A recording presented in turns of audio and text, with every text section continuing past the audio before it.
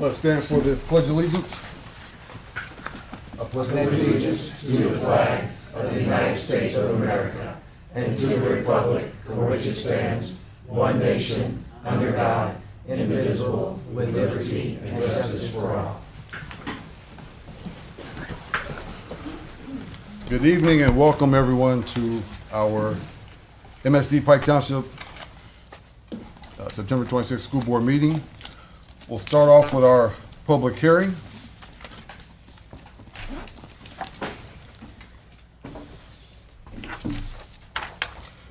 By Mr. Greg Foster. Good evening, Mr. President, members of the board, Dr. Young. I'd like to welcome everyone to the public hearing for the published 2025 budget, the 2025 through 2027 capital project plan, and the 2025 through 2029 bus replacement plan. The purpose of the public hearing is to provide information and allow opportunity for public comment. Just as a reminder, as we go through the process, we don't necessarily have all the facts when we publish the budget. With that in mind, we typically advertise high to protect the district. This is a conservative approach and used in the budget process. We can always, and usually do, adopt a budget and levy less than that than advertised, but we cannot adopt an amount over that which is advertised. The budget form, in your packet, you'll find a budget form 3, notice to taxpayers. This has been published in Gateway as of September 12th. The Form 3 must be published at least 10 days prior to the public hearing. As in prior years, the 2025 budget documents have been posted to our website. Although this is not a requirement, it is an effort to be more transparent. Adoption is scheduled for the October 2024, which must be at least 10 days after the public hearing, where I'll be requesting adoption of the 2025 budget, 2025 through 2027 capital project plan, and the 2025 through 2029 bus replacement plan. In the budget process, we advertise for the 4 major funds: the operating referendum, education, debt service, and the operations fund. In the operating referendum fund, I've advertised $16 million with a $16.8 million levy. In the debt service fund, I have advertised for a budget and levy of $19,325,660. This fund is guided by the amortization schedules of our outstanding debt, but also includes the amount of anticipated debt for our approved 2024 general obligation bonds.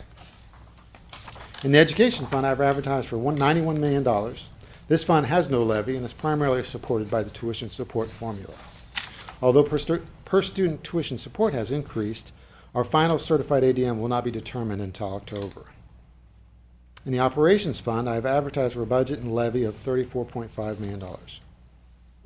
This in total is $160,825,660 for all funds, and a levy of $70,625,660. In your packet, you'll find a bus replacement plan. On the bus replacement plan, we have estimated to replace 6 buses next year. Buses should be, as a reminder, should be replaced 12 years or older.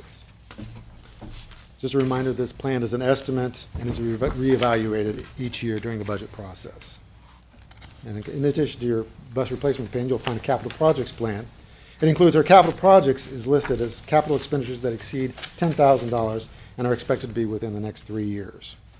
Again, these are projects that are estimates over the next 3 years time frame and will be reviewed and reevaluated during the budget process.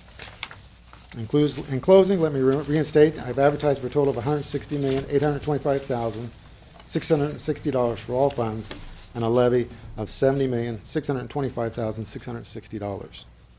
As I mentioned, this is an opportunity for public comment. I recommend you make those time available at this time. At this time, we are open to hear any public comments, if there are any. We move on to his adoption. He's done. All right, so we'll move on to the adoption. Then we'll vote. Thank you, Mr. President. Thank you very much. That ends our public hearing. Now we'll go on to our regular meeting, starting off with our For the Good of the Cause. If any patron from the community would like to take this time to take this platform to mention anything for the good of the cause, you may do so now.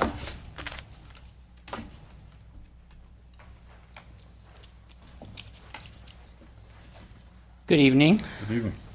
board members, President Anderson, Dr. Young. Good evening.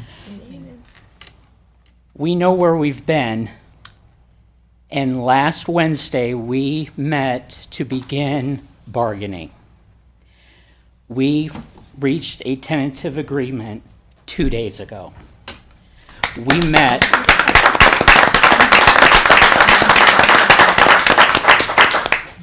We met twice and came to an agreement. We met this afternoon to start talking about next year.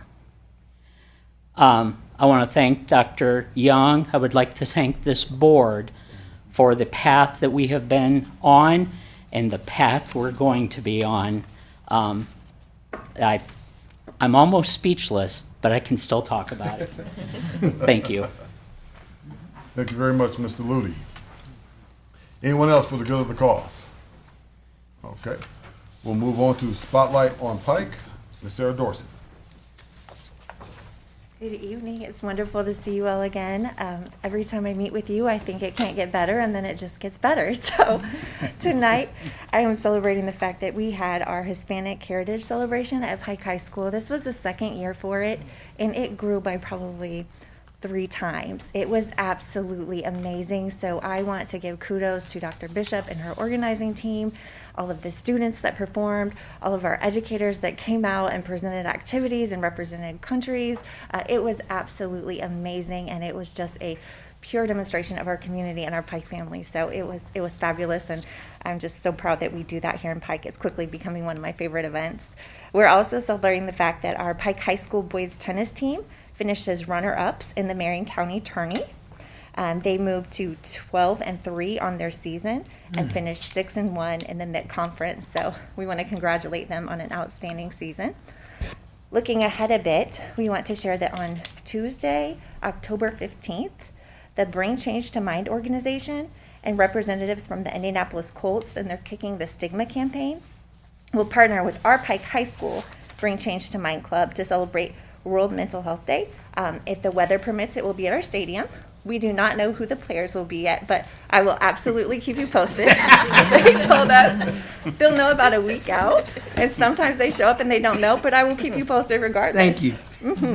Last but not least, we want to thank the generous donors and individuals on tonight's agenda. Jacob Nevitt for a $200 donation to the Eco Rockets at Snacks Crossing. The Indianapolis Colts Foundation for a $5,000 donation to Pike High School Athletics.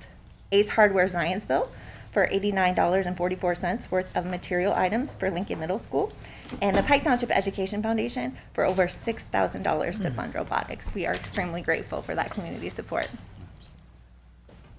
Thank you, Ms. Dorsey. On to reports to the board. Alumni Excellence, Dr. Young.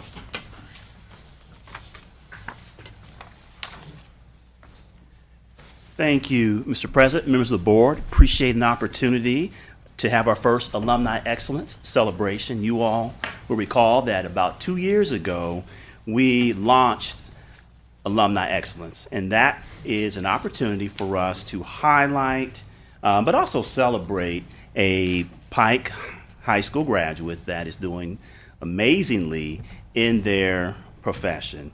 So I'm really excited that this year, our first Alumni Excellence person that we'll recognize actually is someone that will be familiar to all of us, someone that we've seen here at ASC who is an absolute rock star. So with that, I'm excited to celebrate and recognize Mrs. Monet Gray.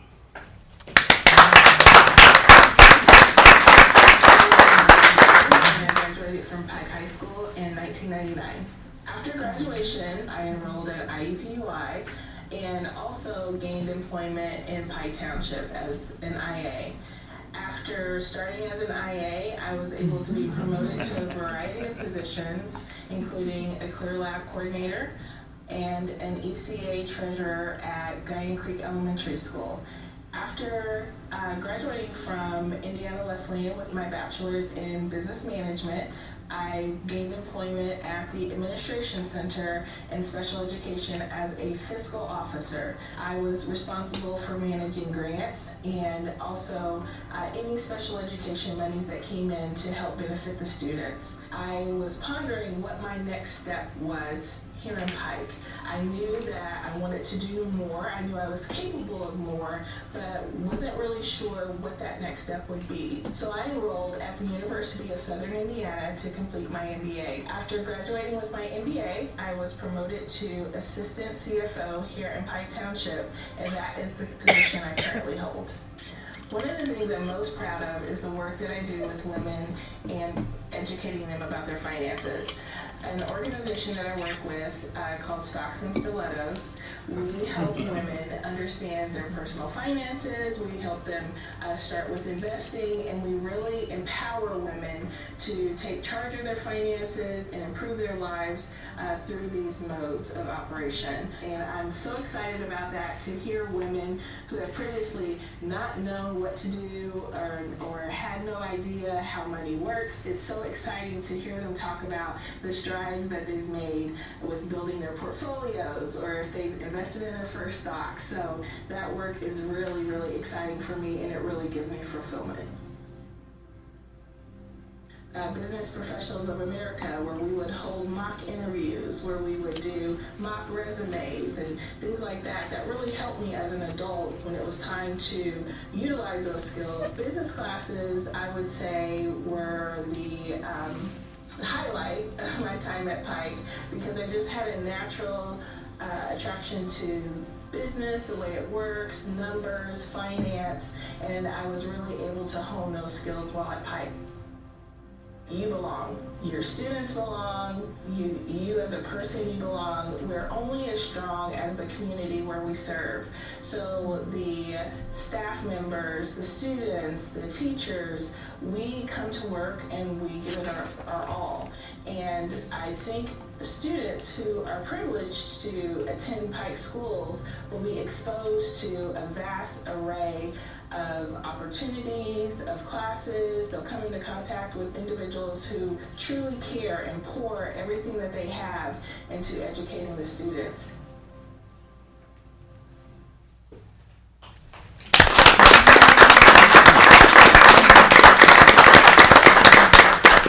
Mr. President, members of the board, at this time I'd like to invite Mrs. Gray up to the podium, and I'll turn it over to you all for comments or questions.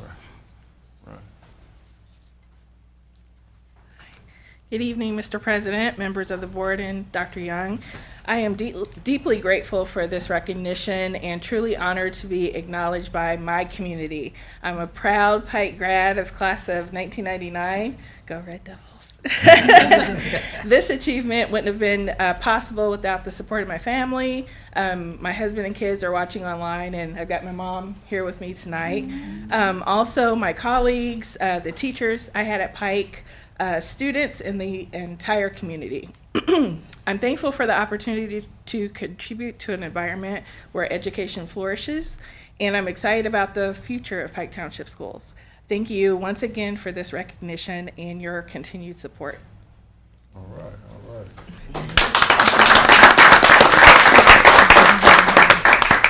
Any comments from the board?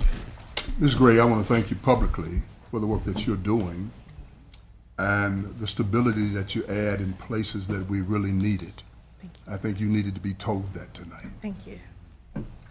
I just want to admire the work that you're doing with financial literacy and working with people that are coming behind you. I think one of the few things that I actually agree with the legislature on is having a financial literacy requirement for our class of 2029 Absolutely. and beyond.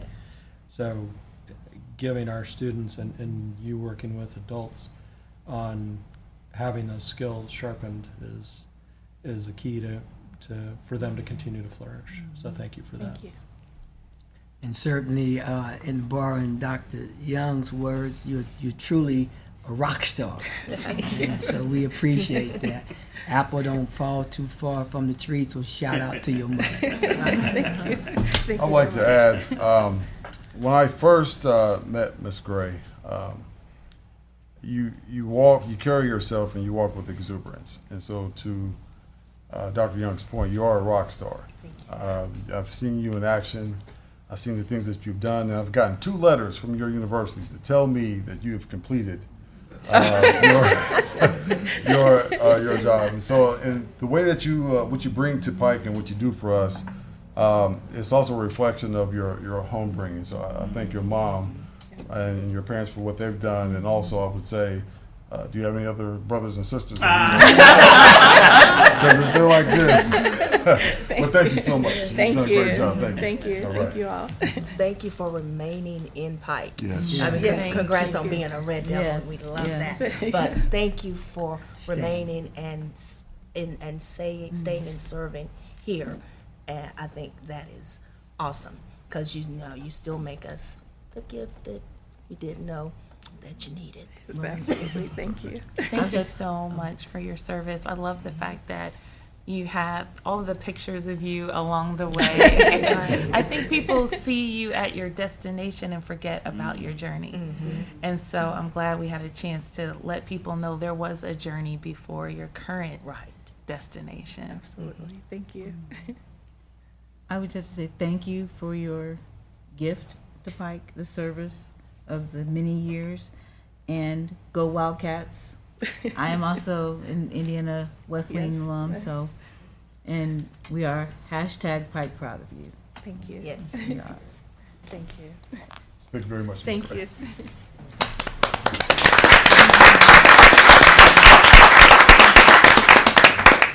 Okay, next on the reports to the board are blue ribbon update. Mr. Gruber.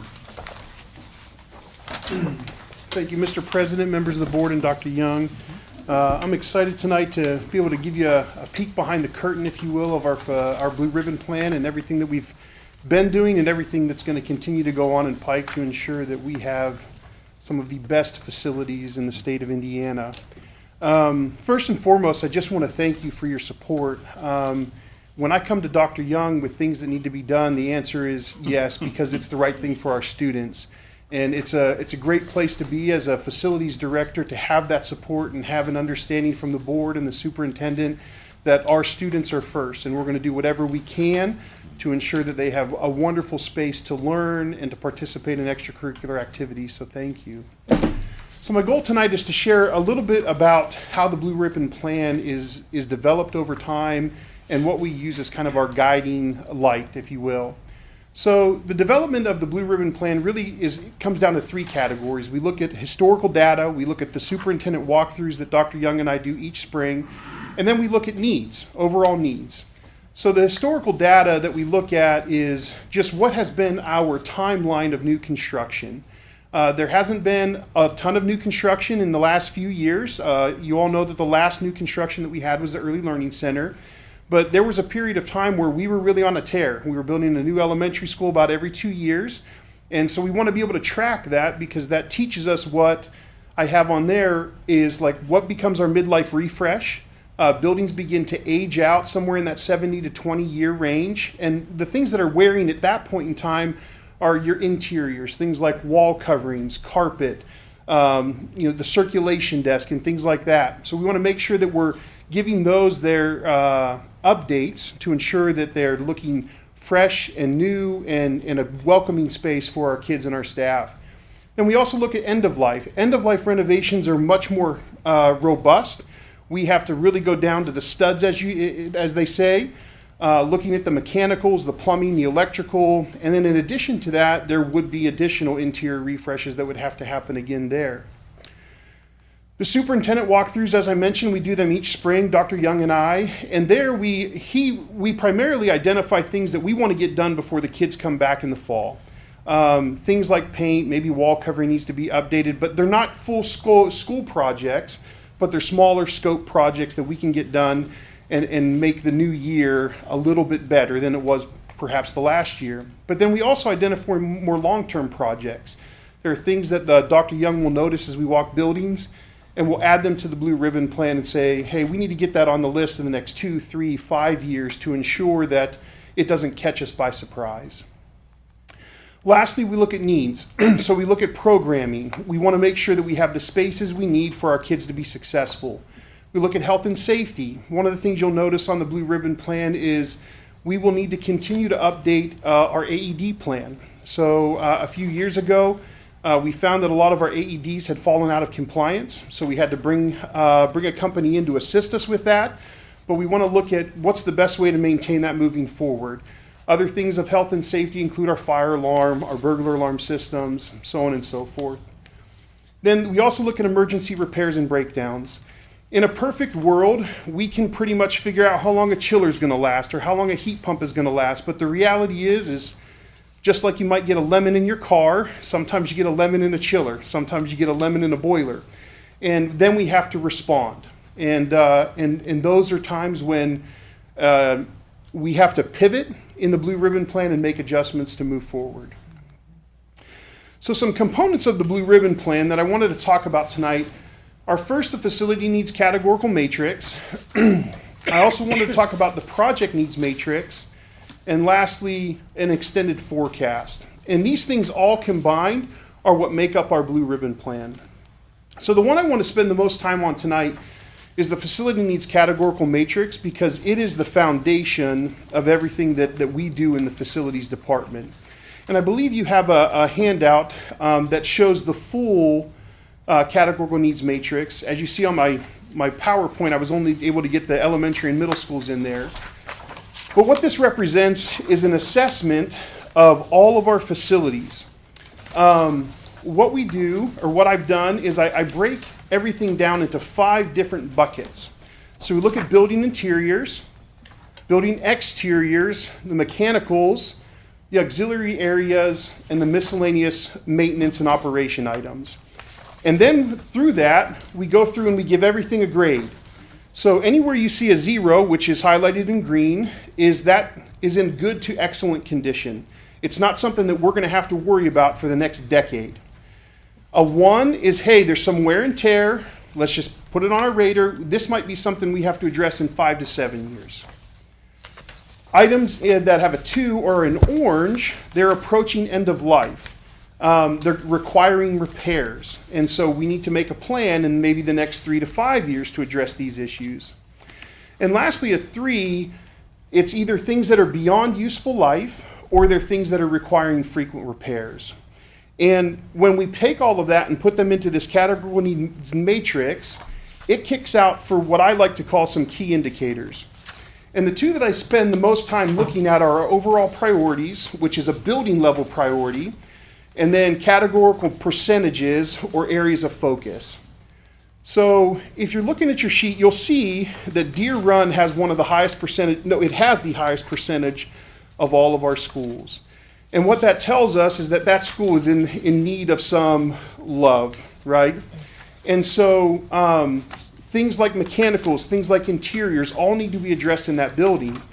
And I'm happy to report that with your support and Dr. Young's support, by the end of next summer, we're going to be able to take Deer Run from 60% to probably underneath 15%, because we're making some excellent investments in that building, and it's going to be a complete game changer for Deer Run. The Administration Services Center is the next one on the list at 47%. Just interiors are starting to get old, and we need to look at those. The building continues to be in good condition, but we're just starting to see the age. And as well as Fishback Creek is another one. And if we go back to the beginning when I talked about looking at timelines for construction, we're fortunate that these fall right in line with buildings that have not had those interior refreshes or the midlife refreshes as some of the other buildings have had. The other one is the categorical percentages. This is really important when we're analyzing how are our systems doing. So are our buildings needing mostly interior repairs, or are they more mechanical in nature? And what I've noticed here is our mechanicals need some attention. We're a little bit behind in things like lighting and power backup. At this point in time, a lot of businesses and schools have moved to LED lighting throughout all of their buildings. There's energy savings there. They perform better. They look nicer. But we're just not there yet. So we have lighting that is aging. It's getting harder to find replacement parts, even bulbs. there are some fixtures that we can't even go buy bulbs for anymore. And so that's why that one is relatively high. And the other one is power backup. I would say about half of our buildings right now have a generator backup, which is excellent. But a lot of our other ones, the other ones are all on battery backup. And unfortunately, those only give us about 40 minutes to 50 minutes of lighting and power in the event of a power outage. Whereas generators, we can pretty much run for hours on end until the power comes back. So that's another one of those areas that we want to look at as we move into the future. So what I do is I take all of that information, and with the help of Dr. Young, we begin to put this into what's called a project needs matrix. And the project's needs matrix essentially is all of those projects that need to be addressed in the next 1 to 3 years. Things that are designated as high priority or medium priority.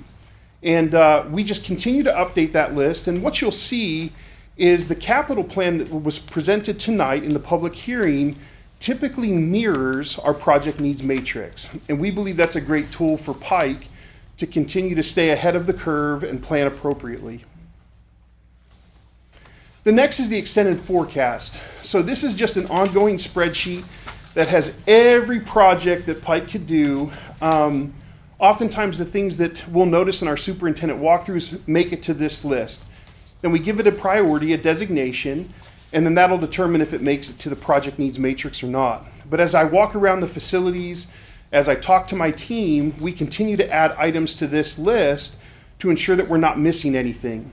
So if my electrician comes to me and says, hey, the electrical panels at the high school are giving us a little bit of a problem. They're not failing right now, but I'm going to put that on the list so that we can begin to plan for it. And so I use my team to help fill those out. So I think before I go into the quick review of projects, do you have any questions about what I've presented so far as it pertains to the categorical needs matrix, the project needs matrix? So on the categorical needs matrix, by the building interior, by each category, there's a number. Is that the corresponding? I'm trying to understand. Oh, sorry. I just use that number so that I don't have to keep counting my rows. So I know that in building interior, there are 8 different subcategories. Okay. That's all that means. So, Mr. Groove, my question would be, so let's say I'm understanding you to say that some things make it to this list that you all just keep your eye on. Do the administrators in the other buildings, are they aware of some of the things that go or make it to this list? Maybe that maybe they're not an emergency right now, but they've made it to this list. Is that communicated to other administrators in the other buildings? Yeah, so when we have issues in buildings, oftentimes it's coming directly from the principal. Okay. They are our best eyes and ears in the facility. They do a great job. They're great stewards of the facilities that they have. But when we have issues in the building, yes, we try to ensure that communication is across the board with the building level administrator, but also with central office and Dr. Young. Okay. But, I think it's going to vary. I think that's an area that we can definitely improve on, because they may share with us, we may have a plan, but I think we can improve better on saying, hey, here's when you can expect to see that change, and then if you don't see it, let us know, right? So it's definitely an area we can get better at. Thank you. Mr. Gruber, thank you for the report so far. Athletically, how do we look with our facilities athletically? And the tracks, I'm hearing in the community, our middle school tracks, Lincoln, Guyan, they're in bad shape. Yeah. So, and we don't want young people to be hurt on these facilities. We don't want to create that type of liability. I see all the interior and things that are going on here. What do we plan to do when we look at, other than the baseball and softball, drainage, et cetera, but what are we going to do athletically, holistically? I hope I'm asking the right question. Yeah, and you're asking the right question. So in the auxiliary areas of the categorical needs matrix, you'll see the last column is actually athletics. And in that category, it's relatively high. So we're at about 60%, which tells us that we need to start looking and investing into our athletic facilities, generally speaking. Fortunately, the board has already approved through this upcoming bond series improvements to our baseball and softball facilities. And in addition to that, there is also monies allocated to recondition all 3 tracks at the middle schools. And so timing is always difficult. We find, especially with athletics now that we're all year long, it's difficult to find time to shut things down in order to get repairs done. But we've actually already gone through the process of getting proposals in hand for the middle school tracks. And it's just a matter of, do we have enough weather left in 2024 to get that work done? And if not, do we have enough good weather at the start of 2025 to get that work done? What about the gymnasiums? So the gymnasium's another thing that I've talked to Dr. Young about. We've got a tentative plan for the main gym at the high school. That's the one that's in the most need of repairs. The main gym has had a little bit of failure down the middle of the court. It looks like we've had a runner underneath the gym floor that is beginning to fail. So there's some cracking along there. And then our bleachers are giving us some challenges day to day. Can we get cushion on the bleachers? Well, I'll get an option for that. I'll let you know. But yeah, all of our bleachers throughout the district are approaching end of their life cycle. And so over the next few years, we do need to address bleachers at our middle schools and at our high school, and we've got a plan in place to address the main gymnasium. Well, the vice president don't sit on bleachers much. He's usually at the end of the court sitting with the superintendent. No, we sat on bleachers, Chuck. I bring my seat. There you go. Yeah, but I was just curious about that because I hear a lot of things, and people say, well, what you hear might not be true, but I've been in the gym, and you've given some real insight on what I see, and I just hope that we can repair that and do what we can to improve the beauty of our gymnasium. Yeah. I don't like what I hear about it. It's a great gym, and people say things and they don't understand what boards and superintendents have to do with tax dollars to make it happen. But I believe that, I trust that we'll get it done and get it done as quickly as possible, hopefully. Thank you, Ms. Gruber. Any other questions before I move on to just kind of a recap of our current projects? So just as a quick recap, some of the projects we were able to work on this summer, and I will say that due to supply chain, we haven't wrapped up the PPAC project just yet, and we haven't finished the server room project just yet. We're still finding that construction and supplies are difficult to get in certain industries. But the planetarium has been upgraded, and it is a beautiful facility. We've done media center. We're working on media center upgrades. The middle schools, we continue to do the restroom renovations. So last summer, the summer of '23, we did the student restrooms in the academic wings. And this summer, we finished all other public and student restrooms throughout the middle schools. Guyan Creek, we had some roof issues there, so we were able to tackle those this past summer, as well as New Augusta South. Unfortunately, their office just didn't hold up over time like we'd hoped, so we went ahead and did a front office refresh there. And some of their dormers have given us some leak issues that we've continued to work on. Some upcoming projects, I've already mentioned the interior refresh at Deer Run. We've already bid that out. We're really excited about the results there. The middle schools, we're looking to do our corridors. So our main hallways, we need to do some updating there. Some of the flooring is starting to fail on us. And once again, it falls into that category of midlife refresh. So our middle schools are approaching that 20 to 25 years of life, and so we need to get in there and take care of the floors. And the new paint on the walls, new ceiling tile, really freshen up the place. Snacks Crossing and Deer Run, as well as Fishback, are all going to have some roof work done. Snacks and Deer Run are 100% new roofs, and then Fishback is on its third and final phase of their roof updates that started a couple years ago. And then, as it was already mentioned tonight, we've got some upgrades that are coming to our main campus facilities, specifically with the baseball and softball fields, as well as fence repairs and updating some of our storage facilities that are out there, press boxes, and ticket booths. Mr. Gruber, if I may. Yes. Mr. President, if you don't mind. when you sit on the football field at maybe 50-yard line, the field is slumping. We have a turf issue. I don't know what our scheduling or what we will do to look at that, but when you get a certain spot in those bleachers, the turf is declining. It's declining. You have a hill and it's going down. So you have a heel from end zone to end zone is what you're noticing? Well, no, it's not from end zone to end zone. Sideline to sideline. Say we're at the 40-yard line or 50-yard line. And if I'm looking at the field now, it'll start going down a little bit. So if I may. Yes. So, Yeah, go ahead. Yeah, I think it's the same thing. so when turf came onto the scene, we were very limited in what we could put our infills in. So it was very much some type of a crushed limestone, a sand base with then rubber pellets on top. Those don't handle water loads as well as the new turfs do of today. So they purposely put crowns in football fields when they started moving from natural grass to turf.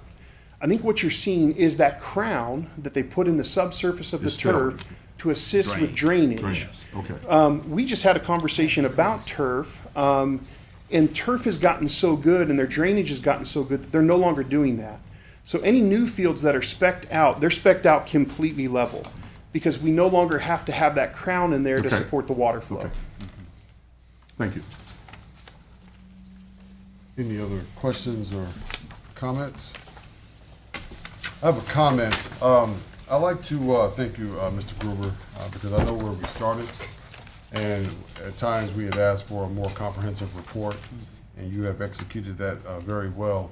I was just going to reach out to you. I was pulled to the side by someone in our community. They were talking about the Lincoln Middle School track. And then, you know, we get our board docs. I look in here and I see that you're aware of it. If possible, and this is something that you guys can chew on, when you get when it comes to especially our outside facilities that the community sees a lot, when you have a lockdown date of when the improvement's going to start, if we can do something like coming soon, this is what's happening here, so then that way the community sees that, and that will probably alleviate some of the pulls and tugs that we get. Yeah. Because I know Dr. Moore just mentioned it, I get the same thing, but we know that you're working on it. Yeah. I want them to know that you're working on it as well. And my other ask, and you did this, if you can, when you get a chance, refresh me on our sound system. You did it, but I can't find that email. It's buried somewhere. At the stadium? Yeah, just send me an Sure. email on that when you get a chance, and then We have made improvements there. Yeah, Equipment you has wanna been get it up? Can you replaced. get it? You might have to Oh get yeah, it sure. up. Yeah, go ahead. Yeah, so we were able to do a lot of it internally. So I worked with Mr. Heck and his team, and we've got some brilliant people on that team. And we went through and we found that there's just equipment that was failing. So we had a company come out and actually test the speakers that are in the stadium, and the speakers are still in really good shape. But what was happening is the equipment in the press box itself had failed. And so we've replaced all of that. And to my knowledge, we're having a much better results this year than in the past. We're having success with our wireless microphones down on the field, and we're getting good audio right now. Once again, though, we talk about kind of timeline and life cycle of a building and a facility. And I would say that our stadium, somewhere down the road, maybe in the next 5 to 7 years, we may need to look at new lighting, a new sound system, new scoreboard, those type of things. And those are things we'll obviously discuss with the board and keep you apprised of that. But, you know, we did take some time and address those and purchase new equipment for the press box. Excellent work. Excellent work. Thank you. Mr. President, if I may, Marion College has a brand new scoreboard. We have a beautiful stadium facility, but we have no sponsorship. I've never been in a football stadium that is as naked as Pike is. And we need to come up with some type of plan that we can create sponsorships to help with some of those things. For instance, Dow Chemical, who got $30 million from the community 4 or 5 years ago, ought to buy you a scoreboard. Those are the kind of things that I think are important. We have so many lucrative businesses in Pike that can help our young people and our athletic programs be prosperous. I mean, that's just how I look at it. Maybe I'm looking at it wrong. Maybe, you know, all of these PhDs in here can tell me how it's done, you know, but. Mr. President, if I may respond. Yeah, Mr. Dr. Young, it's horrible. It shouldn't be that way. Yeah. So, our last strategic plan, I think wrapped up here in July. One of the goals in that plan was to develop a sponsorship overview guideline so that we can be off and running. So we wrapped that up on July 1. I believe Mr. Jacob and you all, you're presenting that plan to me on the 3rd of October. So it's developed. I'm going to take a look at it. They're going to talk to me about, now that it's ready to roll out. One of the things we saw 4 or 5 years ago was that some folks they weren't comfortable having a conversation with potential sponsors. They didn't know what to say.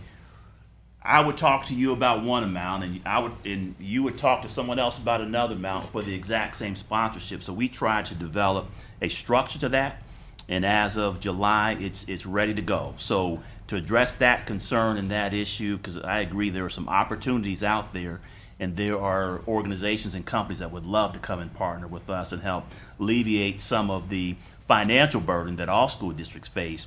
So I think we're up ready to go. And once they present to me and I give them their feedback, if the board wants, we'll be more than happy to have that as one of the presentations here at the board meeting. I think in the future, when you have things like that, I think sometimes and I know from an administrative standpoint, you feel that you have to do it that way, but sometimes it would be good to interject a board member to get some board feed on some of the things that you're doing, because what Jacob is doing, you're going to want us to accept it. Yes, and so board members and always. If I don't like it, I won't be accepting it. No. And that's why I say it's important to make sure you have some board participation in some of these things. So we can be progressive in moving them along. Oh, sure. Dr. Webster's been part of the athletic strategic planning, so that's part of the strategic plan is where that came from. I know that former board member was also part of the athletic. So same thing with this past one. That was actually developed through the strategic plan, which the board members were part of. So absolutely. Brother Webster, what are some of the things, could you give us, some of the board members, some of the things that you're working on, that have worked on? I'm not actively attending the meetings, but we have been a part. Okay. So yeah, as a board member, yes. I will say this, we've had scheduled sponsor work sessions that you and I talked about. We just had to, actually we were gonna have it today, but we had to push it back due to our executive session. So that is on the table, and I look forward to the presentations and also the other information that you have coming when we reschedule that sponsorship work session. All right? Thank you so much. Any other questions or comments? All right, Mr. Grouper, thank you very much. Excellent work. Okay. That concludes our reports to the board. We're going to our action items. Starting off with action item A, the minutes of the Board of Education regular meeting, September 12th. So moved. Second. We have a first and a second. Any questions or comments? All right, we'll go on to vote. All in favor say aye. Aye. Any opposed? All right, motion carries. On to action item number B, Human Resource Report. Due to the sensitivity of the Human Resource Report, we won't entertain any questions or comments. Dr. Hunter. Mr. President, members of the board, Dr. Young, I ask that you approve the HR report as presented. So moved. Second. We have a first and a second. We'll move on to vote. All in favor say aye. Aye. Any opposed? Motion carries. On to action item C, Supplemental Personnel Report. Dr. Hunter. Mr. President, members of the board, Dr. Young, I ask that you approve the supplemental personnel report as presented. So moved. Second. We have a first and a second. We'll move on to vote. All in favor say aye. Aye. Any opposed? Thank you, Dr. Hunter. Thank you, sir. On to action item D, the request to seek bids. And actually, I would like to combine action item D and E. Request to seek bids for our Pike High School baseball and softball turf project, and also our Deer Run Elementary School interior refresh. Mr. Gruber. Thank you, Mr. President, members of the board, Dr. Young. I'm seeking your approval for action items D and E, a request to seek bids for the baseball and softball turf project, as well as accepting the bid for the Deer Run interior refresh as presented. So moved. Second. Have a first and a second. Are there any questions or comments for actions item D and E? All right, we'll move on to vote. All in favor say aye. Aye. Any opposed? Motion carries. Thank you very much, Mr. Gruber. On to action item F, claims and allowances. Mr. Foster. Good evening, Mr. President, members of the board, Dr. Young. I present to you item item F, our monthly claims allowances. I recommend your approval as presented. So moved. Second. Have a first and a second. Are there any questions or comments? All right, we'll move on to vote. All in favor say aye. Aye. Any opposed? All right, motion carries for action item F. On to action item G, contracts. Mr. Foster.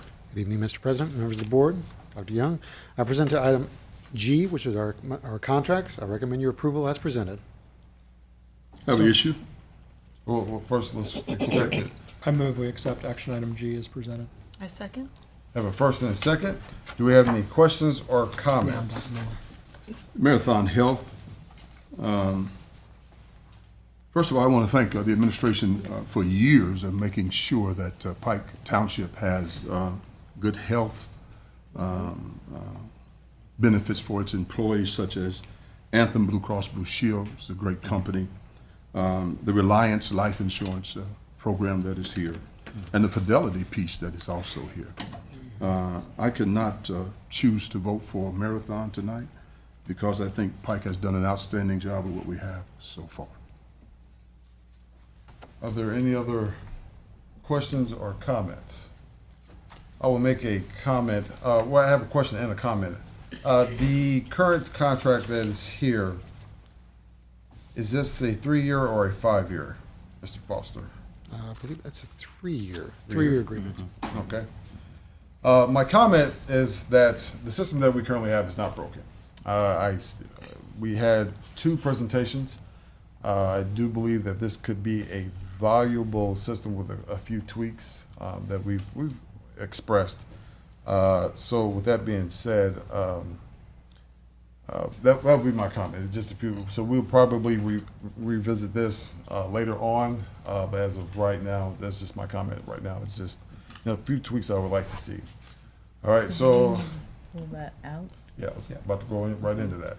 So I'd like to set a motion to remove the Marathon Health contract as a separate vote from action item G. So moved. Second. We have a first and a second. So we will vote on action item G apart from the Marathon Health contract. Is that understood with everyone? All right. Any more questions or comments about any other contracts as a part of action item G apart from the Marathon Health? All right, we'll move on to vote. All in favor say aye. Aye. Any opposed? All right. Now on to the vote for the Marathon Health contract. Before we go into vote, are there any more questions or comments? Point of clarification, did the vote then that we just did, that was for all the contracts except for Correct. Marathon? Yes. Okay. Is there, question on Marathon Health, is there an opportunity to renegotiate any part of the contract? Specifically, I think one of the concerns that came up in the work session and in the first presentation was on the hitting the standards, so getting to the thresholds where they would move the rate up more. I think the first threshold was getting to 20%, and knowing that it's a 3-year agreement, we're locking into paying at that 20% level, even if we're at a 5% adoption rate. So just looking at options to incentivize. I know Marathon's incentivized to get us above the 20% because their rate goes up, but what's their incentive to get us to the 20%? So just looking at breaking that 3-year down. So I don't know how, from the standpoint of working with Marathon, if they're open to other ways to incentivize themselves to increase participation amongst the covered members of our within our benefits program. To look at Marathon, it's basically, in many cases, from what I hear, and I could be wrong and stand to be corrected, it's about who enrolls in it. And whoever enrolls in it, that puts us where we need to be. But when you have an Anthem Blue Cross Blue Shield, when you have a Fidelity financial system in place, when you have a Reliance in place, it would be hard for people to shake an Anthem, to shake a Blue Cross Blue Shield, when they offer everything, in many cases, that we need,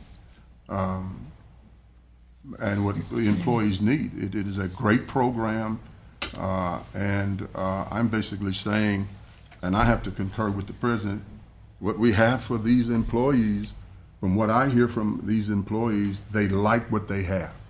They love what they have. And people have said to me, I stay in Pike because of this health benefit program. Yeah. No, go ahead. That's one of the reasons, Yeah. the incentives to stay in our Absolutely. district. Yeah, and I agree with that. I think too, though, one of the things that I liked in listening to Marathon is, and figuring out how to use both is a tricky Right. part. But some of the cost avoidance things that Marathon can do, especially in conjunction with LabCorp, where running labs through Blue Cross Blue Shield is significantly more expensive than running them Understandable. through- So I think there's some possibilities of both being successful. I'm just one vote. No, I'm not saying that I would necessarily vote differently than you. I'm just looking at, from a cost standpoint, are there things that we like about what Marathon's doing that could help us save some money that we could then reinvest back into the Blue Cross Blue Shield program? So I think there's a lot of different moving pieces, but I agree with you that we've got a great benefits program. So to Dr. Hop's point, because you originally asked if they, the question, would they be open to looking at some of your points, which I will also want to add, since we did have a robust conversation several times about this program, one thing that I would like to see that just kind of came up within the last couple of days, our neighboring district has an on-site.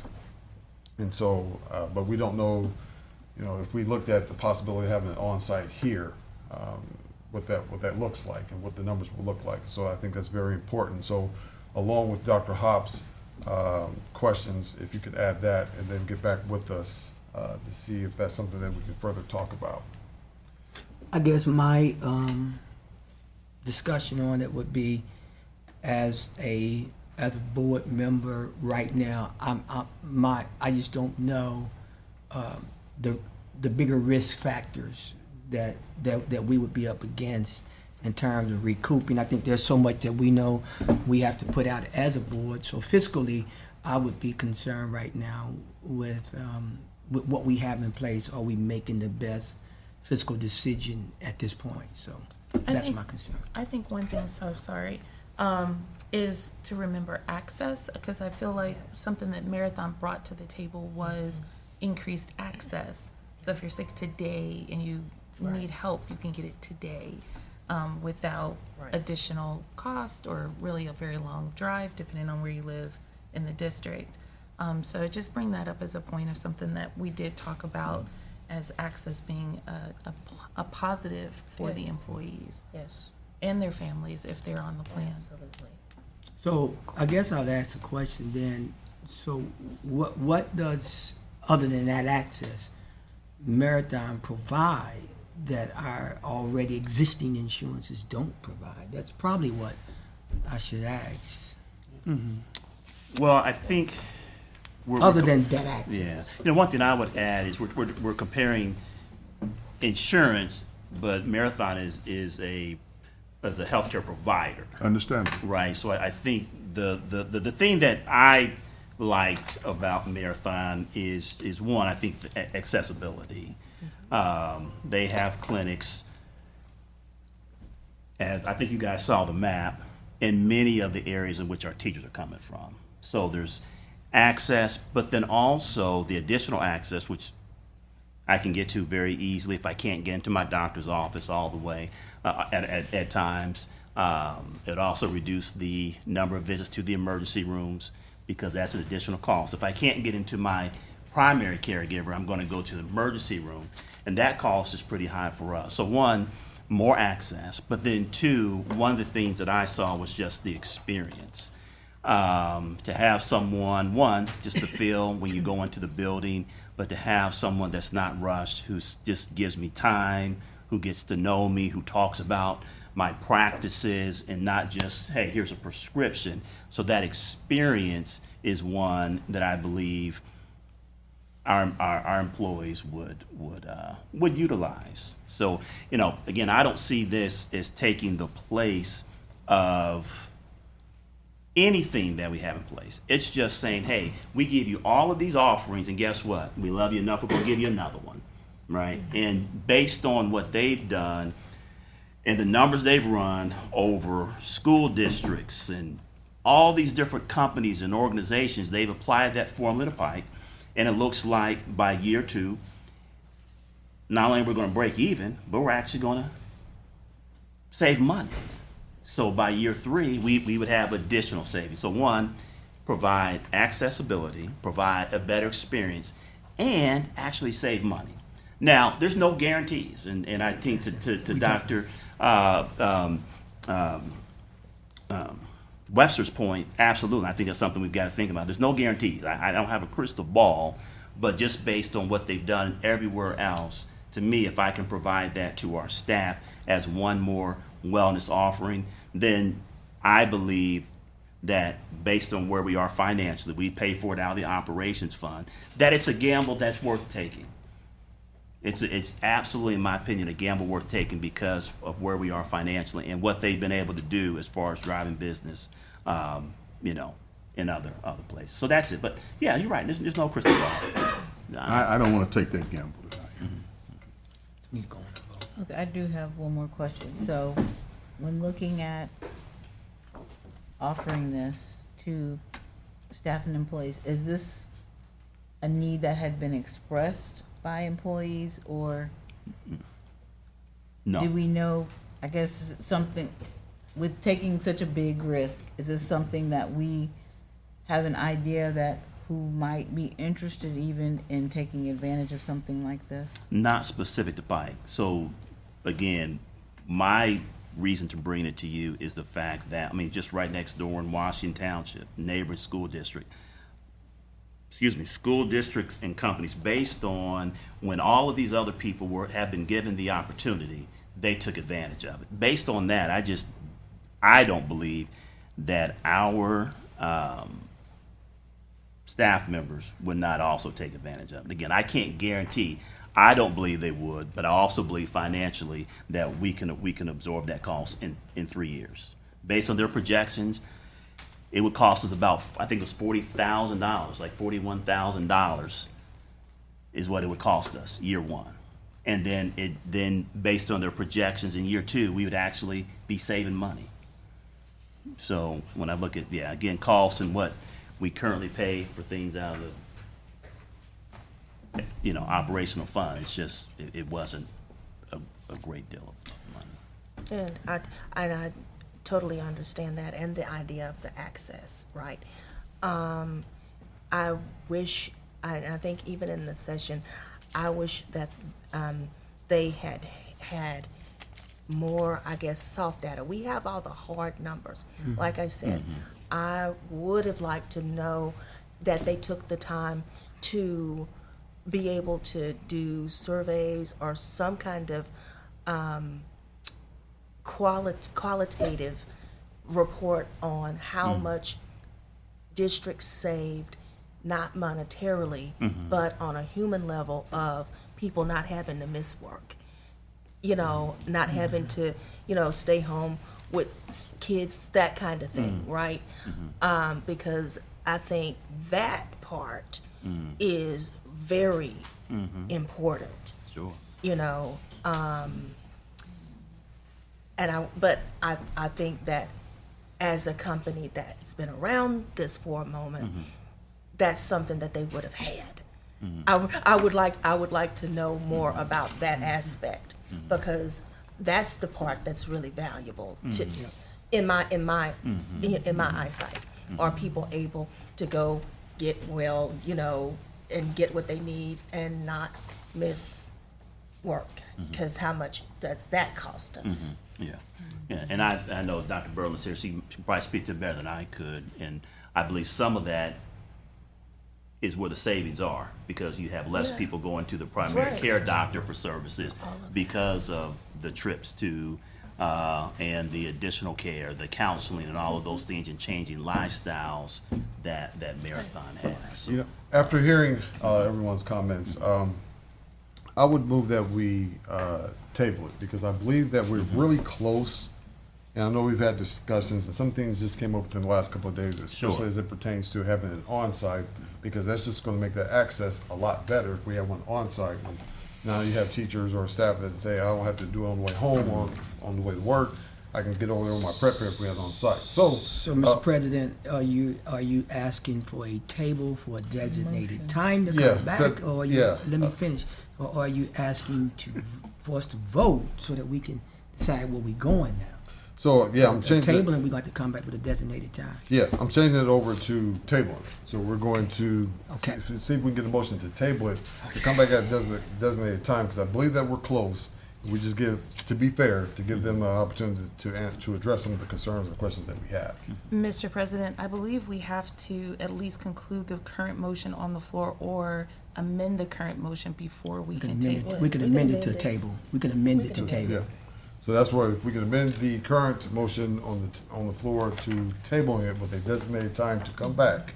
Mr. President, I move that we amend our original motion on our health, marathon to a designated time till we can discuss again the pros and cons. So I move for an amendment.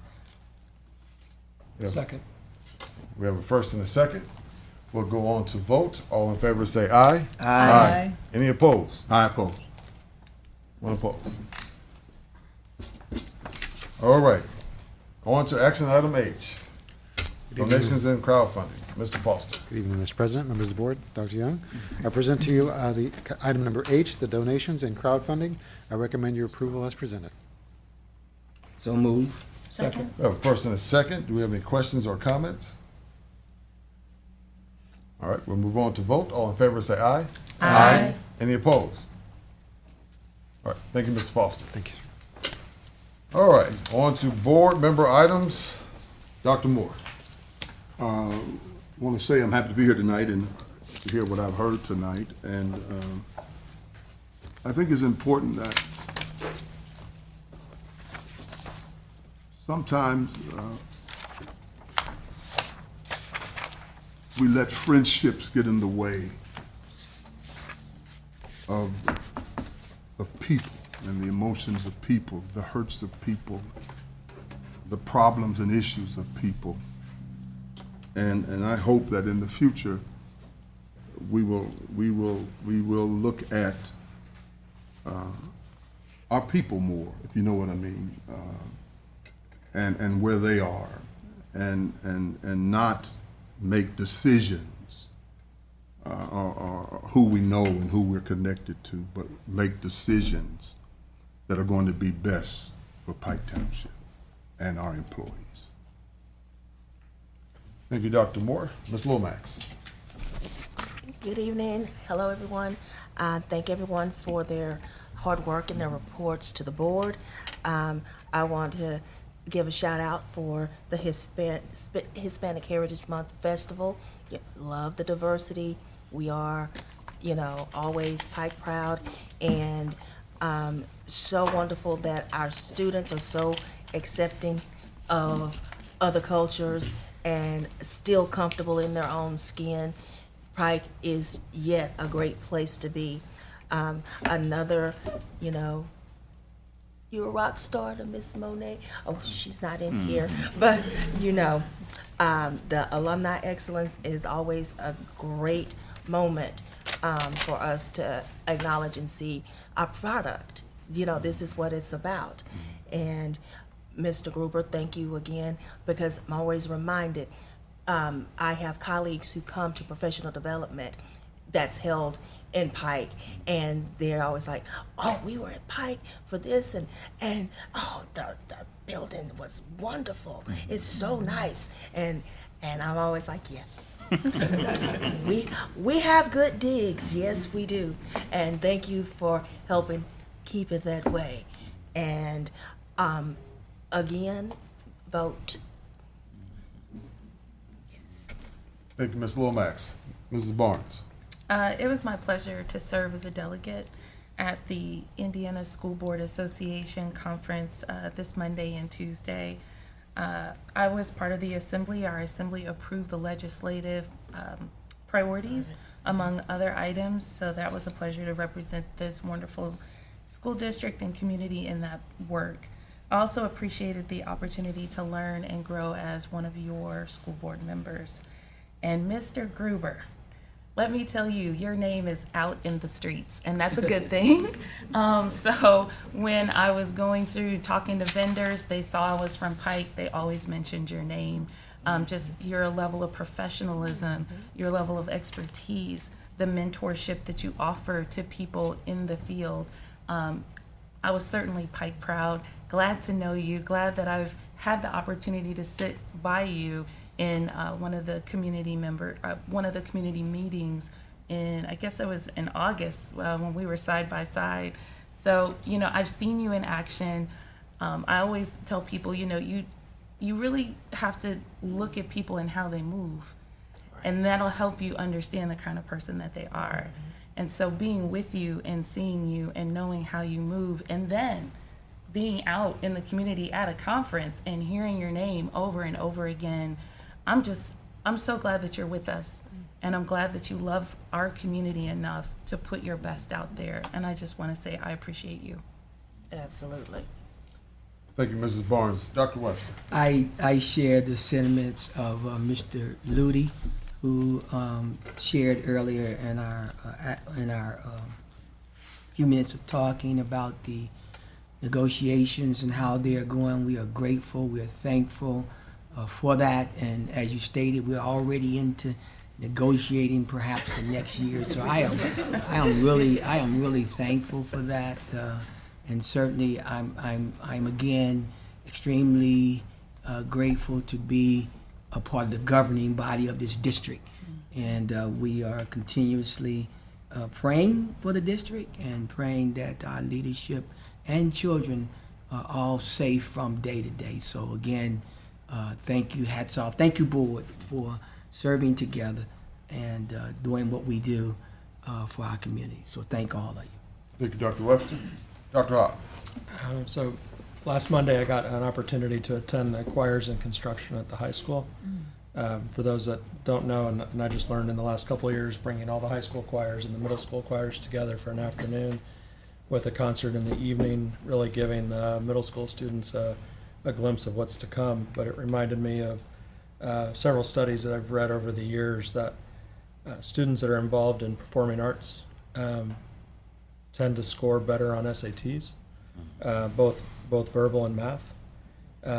Just that experience of having to be in front of people gets them ready to do something like this, or being a teacher in front of or a pastor or anything else. Pretty much every job requires you to talk to people. Mm-hmm. So having that ability to stand up, no one wants to hear me sing, so I'm not going to do it. But having that ability to stand up in front of a group and be part of a performing arts group, and then another piece of information, and I know this is something that we all know here, but schools that have robust arts programs tend to have a much higher graduation rate. Mm-hmm. So we're exercising not only the academic part of their mind, but the creative part of their mind. So just great opportunity to see, 200-300 students there on Monday singing and learning and enjoying each other.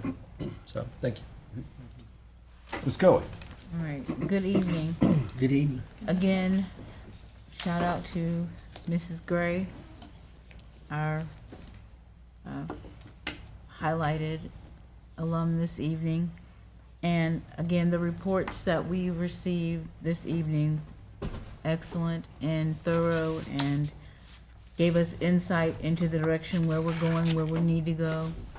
And again, keeping us current and above board in regards to our facilities and everything that we are doing in that regard. Again, I echo being very glad we are where we are in regards to negotiations. I do have memories of those a few years ago where we were biting nails trying to get things done, and just even the atmosphere in the district is just very positive, very nice. We're very moving in the right direction. I feel we're all headed. It's taking time for the ship to turn, but the ship is turning and we are moving, and very glad about that. Again, I want to, October 7th, if you are not registered, was your final day to register to vote. We want everyone's voice to be heard, and if you have not registered by October 7th, you will not be able to do that, so please take care of that. There are multiple organizations and individuals that can help you with that if you have questions. And we are, again, take care of yourself, which seems like becoming harder to do in the midst of all that people have going, but just being aware of what you need and the needs of those around you, and even helping remind somebody else to take care of themselves. So, all right, have a good night. Thank you, Ms. Kelly. Dr. Young. Thank you, Mr. President. Want to echo the appreciation for the PCTA. I believe the work that we've been able to get accomplished over the last several years is in large part to their professionalism.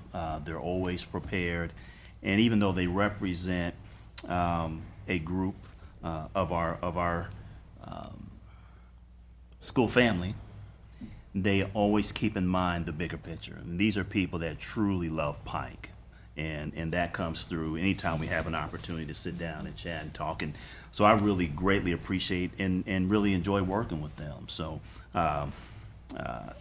I appreciate their efforts in getting to this place, and also recognize them for that. Enjoyed my time at the Hispanic Heritage event prior to tonight's board meeting. It was very well attended, as Ms. Dorsey shared. Also, again, congratulations to Mrs. Gray. Just another example of what a Pike graduate looks like. Pike graduates are absolutely amazing, and I'm so thankful that the board has given us an opportunity just to highlight these individuals. The community needs to know what a Pike graduate looks like. And finally, tomorrow I have an opportunity to join the Decatur and Wayne Township superintendents for our annual West Side Chamber, just roundtables, just talk about things that are going on in the district, so I have an opportunity to brag on Pike, but then also, they want to know how they can help and support us. So look forward to that opportunity tomorrow. Good. Thank you, Dr. Young. In closing, I also want to echo the sentiments to our teachers union and Dr. Hunter in your work. This is I believe the third year you guys have been able to get this moving, because I know where it started and how it's going. So thank you so much for that. Also, to Ms. Gray again, she's excellent. She is a rock star. I think for her continued work. And Mr. Gruber, echo Ms. Barnes' sentiments, because I know where we started, and you've consistently shown your growth over the years. So thank you for your hard work there. It's very much appreciated. With that being said, can I get a motion to end the meeting? So moved, Mr. President. Second. Got a first and a second. Everybody have a good day.